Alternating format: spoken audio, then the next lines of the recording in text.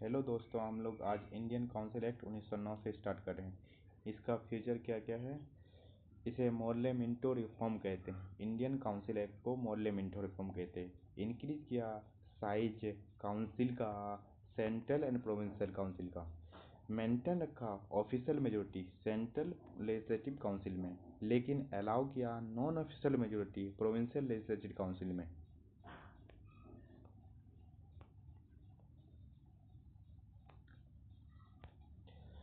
Member को allow किया, पूछ सकता है सप्लीमेंट्री क्वेश्चन किसमें, बजट में। प्रसाद सिन्हा सत्येंद्र प्रसाद सिन्हा फर्स्ट इंडियन बना जो वायसराय एग्जीक्यूटिव काउंसिल का एग्जीक्यूटिव वायसराय एग्जीक्यूटिव काउंसिल को ज्वाइन किया as a law minister. Communal representation दिया गया मुस्लिम को कॉन्सेप्ट ऑफ सेपरेट इलेक्टोरेट के तहत। मुस्लिम मेंबर जो है इलेक्ट कर सकता था मुस्लिम वोटर को, किसके तहत, कम्युनल रिप्रेजेंटेशन के तहत। लॉर्ड मिंटो को फादर ऑफ कम्युनल इलेक्टोरेट कहा जाता है। सेपरेट रिप्रेजेंटेशन और सेपरेट रिप्रेजेंटेशन दिया गया जमींदार को, चैम्बर ऑफ कॉमर्स को, यूनिवर्सिटीज़ को।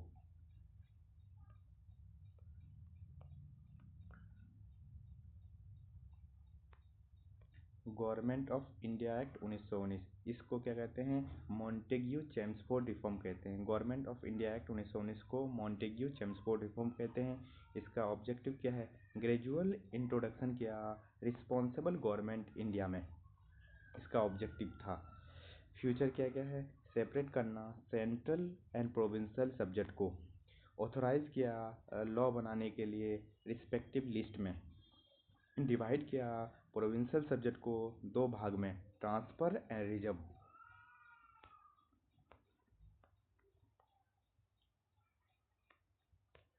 ट्रांसफर सब्जेक्ट एडमिनिस्टर करेगा governor, aid of minister, minister के एड एंड एडवाइस पर, जो रिस्पॉन्सिबल था किसका, लेजिस्लेटिव काउंसिल का।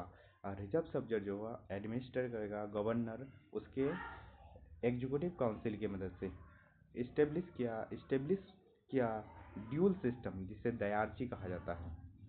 फर्स्ट टाइम बाईकैमरलिज्म की शुरुआत हुआ, जिसे direct election in the country, मतलब कंट्री में डायरेक्ट इलेक्शन हुआ।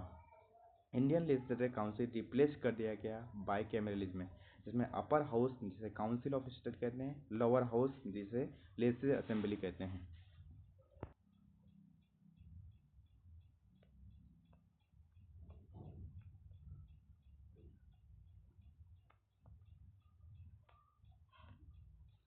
6 में से 3 मेंबर वायसराय एग्जीक्यूटिव काउंसिल का इंडियन होगा।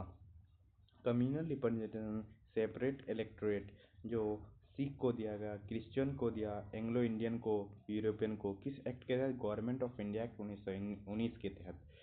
क्रिएट किया new office high commissioner for India, India का कहाँ, लंदन में। इस्टेब्लिश किया public service commission, central public service commission setup हुआ किया 1926 में।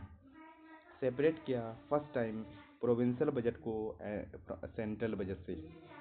अपॉइंटमेंट किया स्टेचुरी कमीशन इंक्वायरी करने के लिए, report working after 10 years.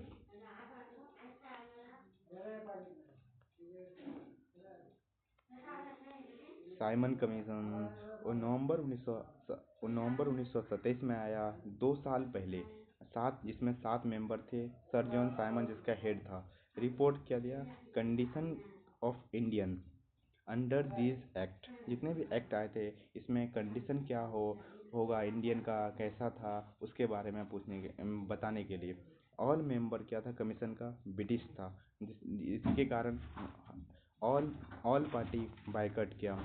Submit किया रिपोर्ट 1930 में, रिकमेंड किया एबोलिश करने के लिए दयार्ची।